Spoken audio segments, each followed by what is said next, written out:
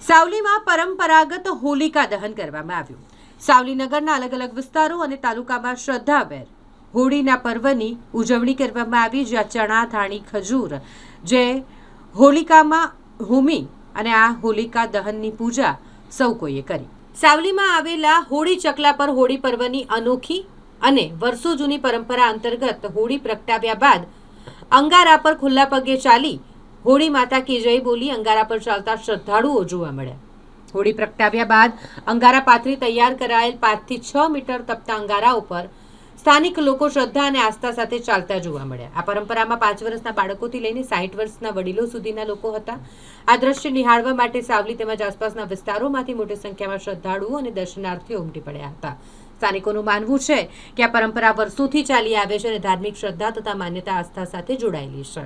લોકોનું કહેવું છે કે અંગારા ઉપર ચાલ્યા બાદ પગને પાણીમાં પલાળવા નહીં, કારણ કે તે પરંપરાનો એક અગત્યનો ભાગ માનવામાં આવે છે।